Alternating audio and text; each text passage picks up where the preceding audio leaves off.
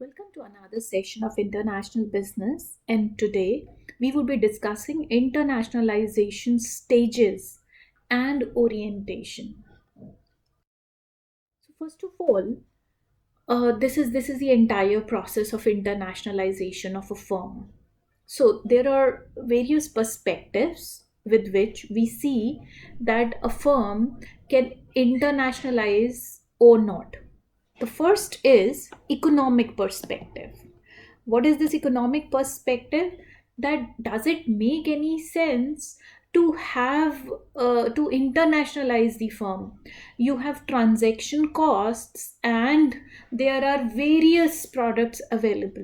So is there economic sense of going internationalizing yourself, or there is another perspective, that is relational perspective? So does that networking worth it, worth the internationalization of your company or not? Then the next perspective is capabilities. Do you have those resources? Do you have those dynamic capabilities? You would require human resource which is very competent. You should have resources to expand that much, and hence it finds out that whether you should internationalize or not. Then process perspective. Now this is an interesting perspective because that actually leads to the behavioral theory and the different stages and models. So, the first is innovation related internationalization models, that you have innovated something, you have a unique product, you have a USP with which you would be expanding and internationalizing your product and your firm. Another method is Uppsala internationalization model, which we would be discussing in this presentation, which actually talks about many a things like market segmentation, psychic distance, consumerism. So so you would be, through that you would be selecting your market, your entry method, your establishment chain, and incremental internationalization. This all we are going to study in the following slides. So those four perspectives actually can be seen in the theoretical vision. The first was institutional economic perspective, like I told you. What does that tells you about internationalization? It tells you that internationalization process is geographical growth with an increasing degree of vertical integration. Right. And what are the managerial implications? Very simple. Internalize if the transaction cost is higher than control cost associated with building and maintaining an internal hierarchical system. Internationalize if the transaction costs are lower than the control cost. So then only you will be profitable, and hence this economic perspective. The next is the learning perspective. So the international process of the firm unfolds as a learning by doing process in relation to choice of geographical markets and operations. So you just go into the international markets and you will learn by your experience. So in that case, what the managers would be doing, they would be choosing new geographical markets with low psychic distances from existing markets. They will choose an entry mode with few marginal risks. So this is the managers or the managerial the top management has the learning perspective in them. Then the next is the strategic competition perspective. Now, internationalization process would depend upon the firm's competitive position in the industry. What would be the managerial implication? Analyze your environment. You create a strategy as response and the monitor the performance of the firm. So once you have taken a strategic decision that you have a competitive position, you would enter that environment with a strategy and internationalize yourself, right? Then there is inter organizational perspective. What does that say?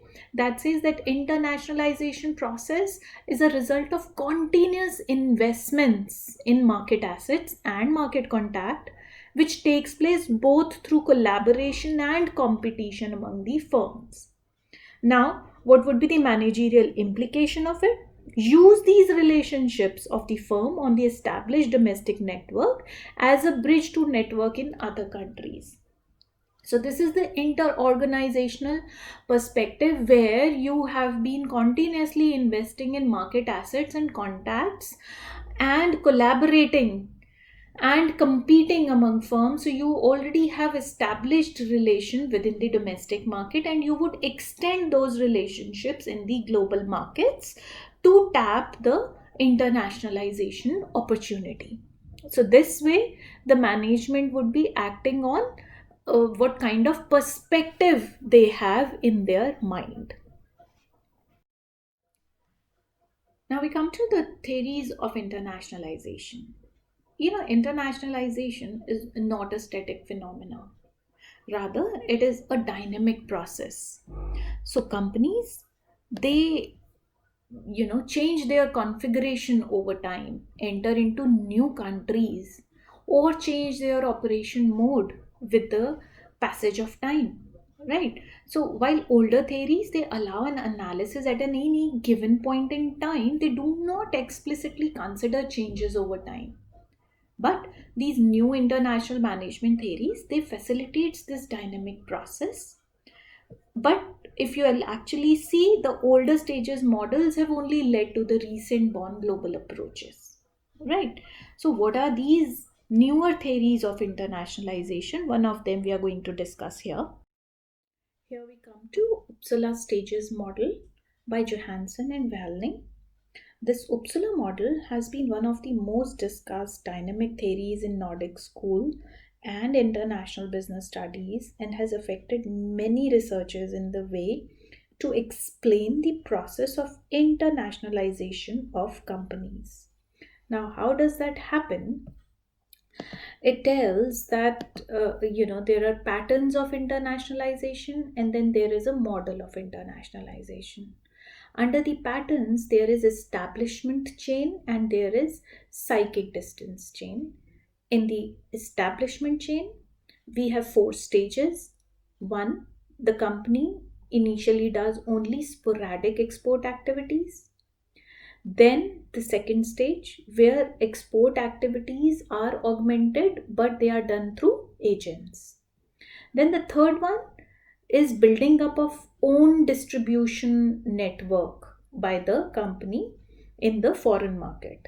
And last stage is building up for foreign production plants and truly being internationalized. So it happens in four stages. Psychic distance chain tells that uh, any company would internationalize in the areas where it considers or perceives that there is lesser psychic distance in terms of culture, language, knowledge about the market. So if in any company, if in any country, a company feels that they have a similar culture, so they would expand there first, and then they would go into alien markets. In the model of internationalization, there are two aspects: state aspects and change aspects. State aspects are market commitment and market knowledge. So once you have market knowledge and you have invested your resources, your market commitment is higher. While your current activities, if you have more exposure, if you have more risks, then you are more committed and you will take more committed decisions. We would be elaborating on this model in our upcoming slides.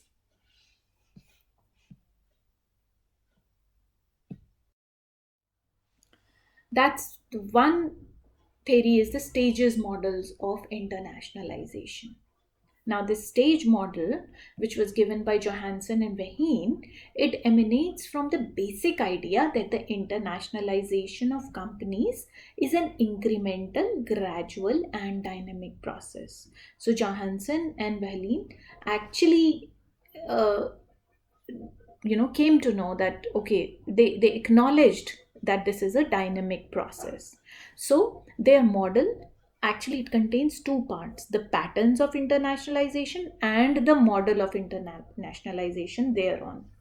So what the patterns of internationalization is based on, it is based on the findings of the empirical studies they did, and the model of internationalization actually constitutes that theoretical founding, that how did it happen.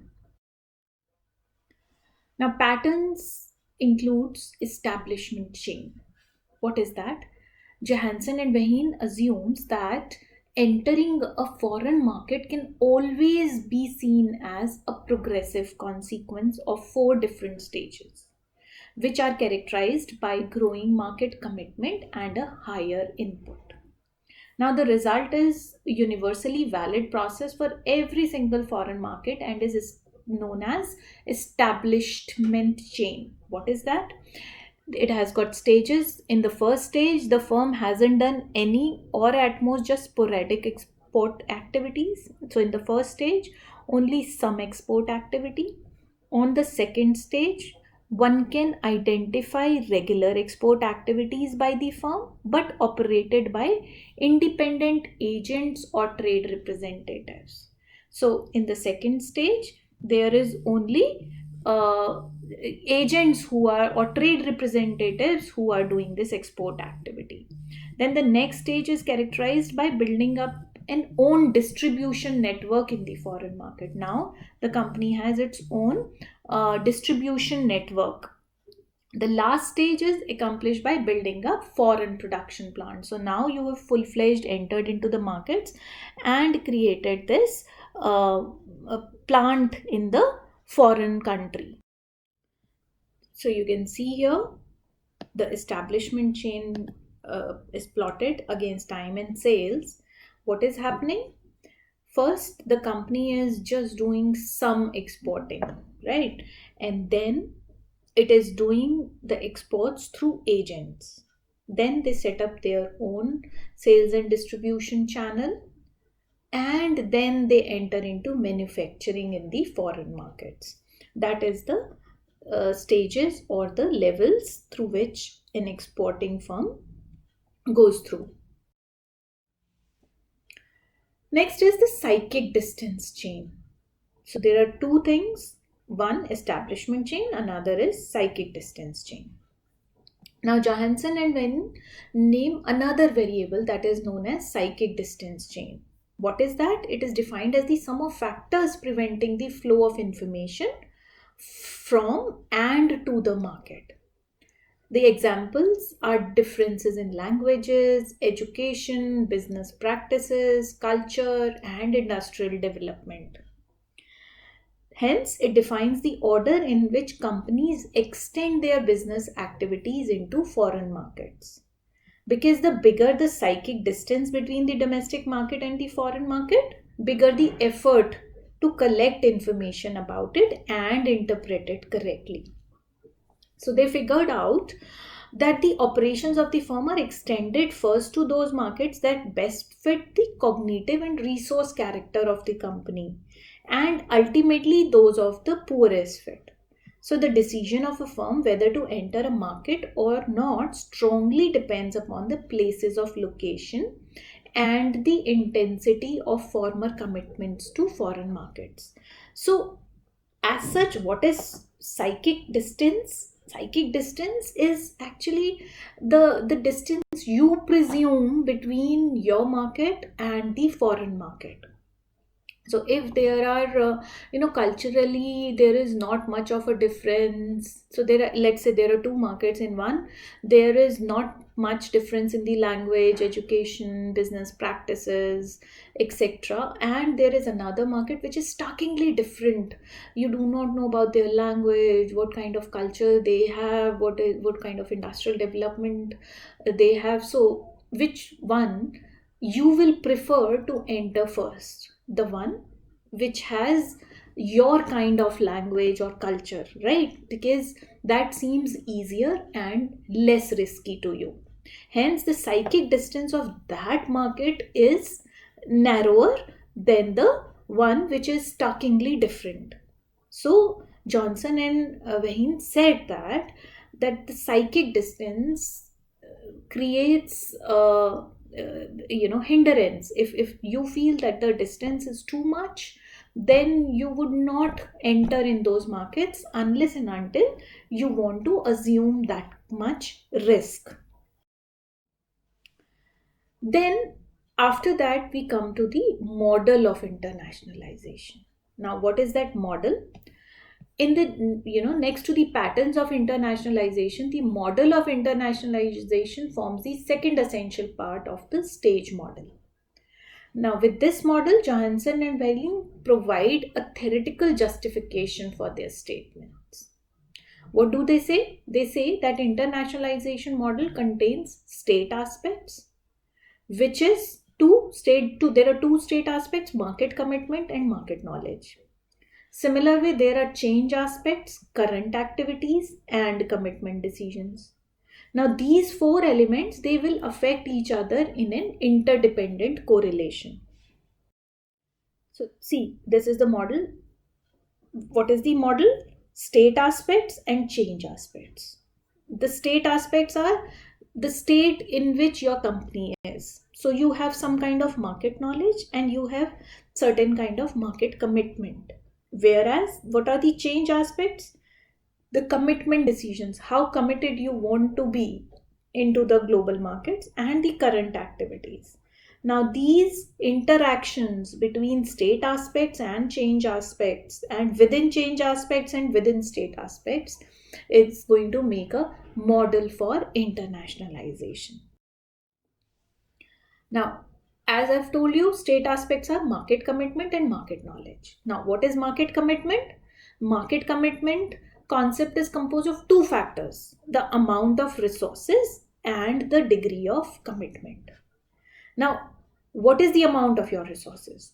Amount of resources is described as size of investment that may include market knowledge, market commitment, commitment decisions, current activities, the marketing, organizational, personal, and other areas. So everything related to resources. Then degree of commitment, what is that? It is higher, it becomes higher more the resources are integrated with other parts of the organization, and when their value is derived from that integration, the more you have your investments in the outside market, you have higher commitment, right? So, in different words, what we can say, that the more difficult it is to find alternative uses for the resources in question, and the more specialized these resources are to a market, higher degree of commitment it brings. Right? So, if you are more specialized, you know that such kind of things are required by that kind of market, then you will be more committed to that market. So an example of resources with a high degree of commitment is a marketing department, right? It with a special product knowledge and established integrated customer relations in a particular market. So if you know that your marketing and distribution channel is very strong, then you would like to get into internationalization more, right? So that state aspect is taken care of through market commitment and market knowledge. Now, what is market knowledge? Market knowledge consists of general knowledge and market specific knowledge. Now, general knowledge concerns marketing methods and common characteristics of certain type of customers. Market specific knowledge concerns characteristics of specific national market, expressed as, let's say, its business climate, culture, patterns, structure of market system, and most importantly, characteristics of the individual customer firms and their personnel. So, market knowledge is all about their business climate, their culture, their structure, their system, their characteristics, their personnel who are running the show. So, that is what is market knowledge is all about, right? Now, there is also a distinction between how the firm obtains this knowledge. It can either be acquired through objective knowledge that can be taught, so it is given in the magazines or in the books, and you can acquire that, or by experiential knowledge that can only be learned through personal experience. So, once you will go to the market, you will handle it yourself, and then you will gain the knowledge and experience about that market, right? In our Uppsala model, the experiential knowledge is emphasized and is assumed that this kind of knowledge makes it possible to perceive and formulate opportunities. Both general knowledge and market specific knowledge are needed when entering and making commitments to a market. So, market knowledge, and that too, an experiential market knowledge, is going to add to your internationalization process. Now, the Uppsala model is postulating a direct relationship between market knowledge and market commitment. Knowledge is considered a human resource, and the better knowledge of a firm has about a market, the more valuable the resources, and consequently, the firm will have a stronger commitment to the specific market. So, these are the state aspects. So, that is the interrelationship between market knowledge and market commitment. The more the market knowledge, the better the market commitment. That is what we have done or we have understood up till now. So, state aspects are clear to you? Next are change aspects. So, the change aspects affecting the state aspects are current activities and commitment decisions. Now, what are current activities? Current activities are the current business activities in which the business is engaged right now. Right? Why these current activities are important? Basically, for three reasons. What are those reasons? The first is, it is through these activities that the firm gets its main source of experience, right? First of all, the firm is gaining experience through it. And it is through this experience the firm can perceive opportunities that may lead to market commitments. Now, the more the knowledge, the experiential knowledge of the firm would be, the more would be the firm's commitment. This is what we have learned from the state aspects, right? However, the firm can gain experience through the hiring of personnel with experience, through advice from outside the firm, or through taking over another firm that has experience. So, one way is that we enter into the market and gain our own experience. But another way is that you hire some experiential personnel, or you take the advice, so that's external consultants you can hire, or you can take over another firm who has been working in that market, right? So that way you will acquire the experiential knowledge from there. But the problem is that there may not be anyone to hire, or there are no consultants available, or there is no company to be taken over, right? So, and if there is still one problem left: to interpret and integrate the experience within the firm. Now, so, first of all, you'll have to find either a person to hire, or a consultant, or a company to be taken over who has experience. If you do not have them, then that is a problem. If you have, then also you have to interpret and integrate that experience within the firm, right? So, the fact that the needed experience is very hard to get hold of, the firm has to acquire it through a long learning process in connection with the current business activity. So, the other ways of gaining experiences are not considered in the model. Hence, this is one of the reasons why the internationalization is a very slow process. Because you are indulged in current activities, you have the experience of current activities.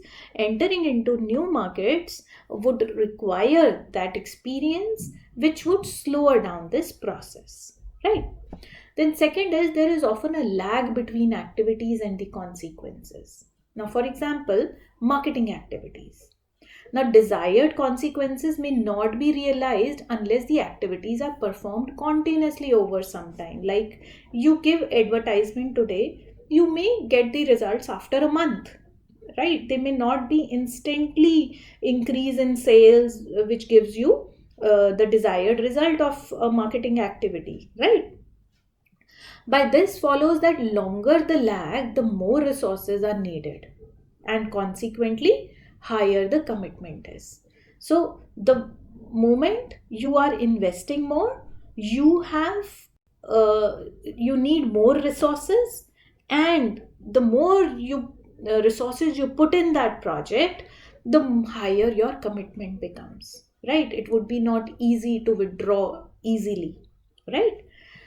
Then finally, if the activities are highly production oriented, or if there is low need for interaction between activities and the market environment, the easier it will be to start new operations which are not incremental additions to the current activities.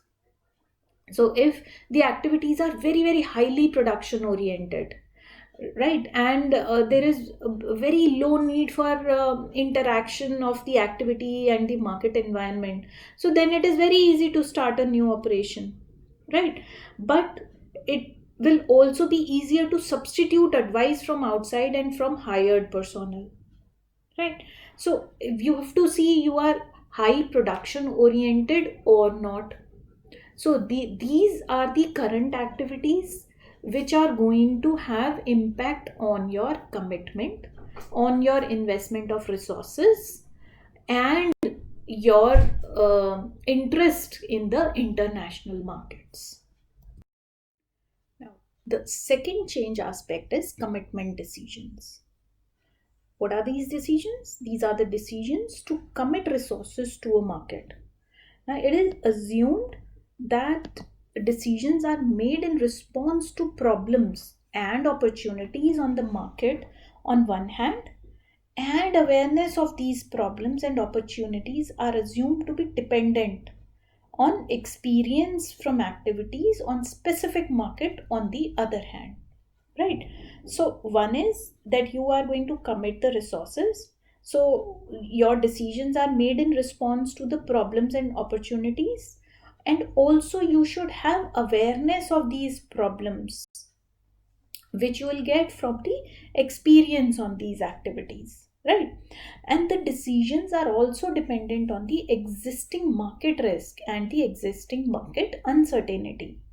That is, the decision makers inability to estimate the present and future market and market influencing factors. What is the risk? That you're not able to estimate what your present is and what your future will be, and then if you're entering the market, then you are perceiving the risk, right? And you're assuming that risk. So the existing market risk is composed of existing market commitment and existing market uncertainty. So you can commit yourself if you see that market is less uncertain and you're not taking too much risk. Now the firm will make incremental commitments to the market until its maximum tolerable risk is reached, and the commitments are made incrementally due to market uncertainty. Now, consequently, the more the firm or decision maker knows about the market, the lower the uncertainty is, and the market risk will be lower. Hence, the incremental approach to commitment is followed by the firms. So, that is what the commitment decision is all about. Now, before actually going through the limitations of Uppsala model, let us actually summarize what is Uppsala model all about, right? So, what is it? I will just briefly tell you again what is Uppsala model. The Uppsala model, it has been one of the most discussed dynamic theories in Nordic school and international business studies, and it has affected many researchers in the way to explain the process of internationalization of the companies, right? So these Swedish researchers, Johanson and Vahlne, so they came out with this model, and this model is based on empirical observations from Swedish manufacturers of so they actually categorized or distinguished four different steps of entering an international market. That was the establishment chain, which cannot be viewed independently of a company's situation, market, and the market knowledge. What were those establishment chain steps? That in step 1, there is no regular export activity. In step 2, there is export via independent representative. Then step 3, establishment of foreign sales subsidiary. And step 4, foreign production or manufacturing, and hence you have settled or internationalized yourself. Now, from the observation, Johnson and Wellen, they found out that companies normally start their expansion in a psychic nearby market. That is the psychic chain we have already explained. So, if they consider that market is approachable, they first expand there. Right. So there they have enhanced knowledge of the market and more control of the resources. Therefore, gradually, when the companies have become more experienced and acquired better resources, they expand to more distant markets. Right. By distant markets, it means that the cultural distance is there, or maybe the difference in language, politics, geographical, and the difficult to acquire knowledge and information for the market. And also, secondly, most often companies entered a new market through export before establishment of foreign sales subsidiary or foreign production. So first of all, they'll export, then they would be, going through the agents, and then they would, be establishing foreign subsidiary, right? Now, in their study, Johnson and Vahlne, they refer to about the interdependence of market knowledge and market commitment, right? And they develop a matrix model to illustrate the positive correlation between market knowledge and commitment decisions, and as well as to emphasize the sequential development of market activities and its positive correlation to market commitment. Now, the core explanation of this model is that increased market knowledge will lead to increased market commitment and vice versa, right? Also, they make a distinction between general knowledge and specific knowledge. In the general knowledge, it is more about the operation in the foreign market that can be easily transferred from one market to the another. It is important to note that the special knowledge, which is more specific to a particular market, cannot be achieved without specific activity in that market, and it would be difficult to use this knowledge in other markets. So basically, if we go now we understand the model. Now, what are the limitations of Uppsala model? Even though the Uppsala model has contributed greatly to broader understanding of internationalization process of companies, but the model itself suffers in some fundamental basis to describe the total internationalization process, as it meant to be original unit of analysis even before we consider the changes in business environmental during the last 20 years and its impact on the theory's development. Now, for example, the model does not show much consideration to management incentive and its effect on decision making.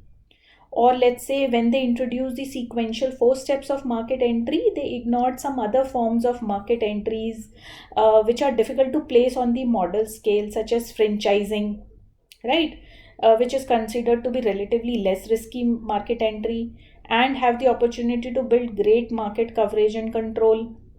Or maybe licensing, which requires low level of investment and provides considerable control over the market. Or strategic alliances and some other market operations. So, other shortfalls in the models are that it does not discuss the reason behind foreign direct investment and why should it be a desire as the ultimate market operations, or why would companies follow that step development. For example, why the export mode could not be the final step of the internationalization, right? Why won't the companies stop there only? However, in the last 20 years, the advancement in telecommunication, transportation, and production technology, it has been enormous. The technology development has been probably the most influenced factor in the process of globalization and has both changed the contemporary business environment, and it provides means for the firms to responding to this change faster and better than before. At the same time, we have witnessed tremendous changes in international trading environment. While the emerging economies such as China, and our own India, Brazil, and Russia are becoming major players in international trade, as well as reduction of barriers to world trade through WTO, IMF, and various trading groups and agreements. And in the other hand, increasing cultural deterioration, or each culture is penetrated by the influence of other cultures. It has major influence on consumer behavior and market situation. Now, rapid technology development and globalization has brought opportunity as well as challenges to the field of international business. Looking at the Uppsala model in the contemporary business environment, it highlights even more deficit in the original model, which needs to be looked over and evolved in order to describe the internationalization process of modern companies. For example, the original model has looked into internationalization process purely as an internal capability and has ignored external factors such as market potential and competitive forces, which has become more important in the global world and in some case even override the psychic distance factor in the management decision making, right?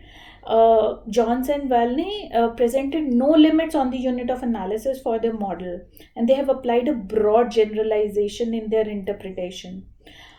It actually brings up the questions: whose behavior are they describing? About SMEs, about LSEs, or about multinational corporations? So it is about small and medium enterprises or multinationals. Whom are they talking about? However, they have mentioned that large firms can be expected to take larger internationalization steps than smaller firms. But how would this imply to firms from emerging economies such as China and India? For example, there is much evidence that Indian IT and pharmaceutical companies primarily they are targeting US and European markets because there is a lot of competition there, right?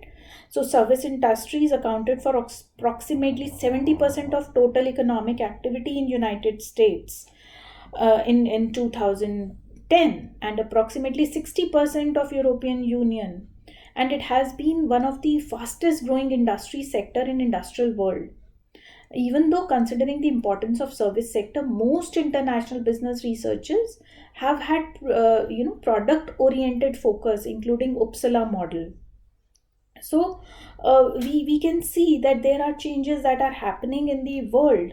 So the change in the trend of internationalization process for born global firms could be due to that world has become much more homogeneous, and that has consequently psychic distance has decreased, and it is of no more that important.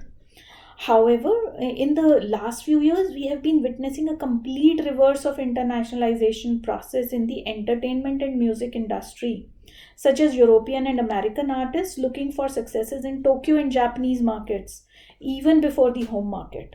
So those artists, after had released their work successfully in Japanese market and has acquired the resources and experiment, then they launch their work in the home market. So it is complete reverse of industrialization, internationalization, which we are observing. So in this case, there have been many exceptions and limitations of Uppsala model. Reports have shown an increased tendency of firms investing directly in physically distant markets, like I've told you already. So they perceive that competition is there, and no more they consider that the culture or the language or the limitation of knowledge can be of any limitation to you. Now, this trend does not correlate with the Uppsala model. An explanation of this behavior is that experienced firms, those with previous experience from foreign activities, make quicker and more daring decisions than firms with no experience. Another explanation can be that the world has become more homogeneous. Early starters can, if they are willing, directly enter large markets, not necessarily neighboring markets, but markets culturally close to the home market. Another important factor not mentioned in the model is competition. The firms have changed over the years. They have become more global. Only firms successful with their investments are the ones likely to succeed in their internationalization. Not only experience is of importance, but also larger human, financial, and technological resources are there. A firm with competitive advantages is a stronger candidate of succeeding in their internationalization actions than companies without the advantages. Researchers have shown that industry characteristics also have an impact on the internationalization process. Like I told you, the characteristics are economies of scale, research and development, intensity of product differentiation, government policies. They also affect the need for local production and transport costs, etc. And hence, multinational or a company may or may not follow that internationalization process as given by the Uppsala stage model.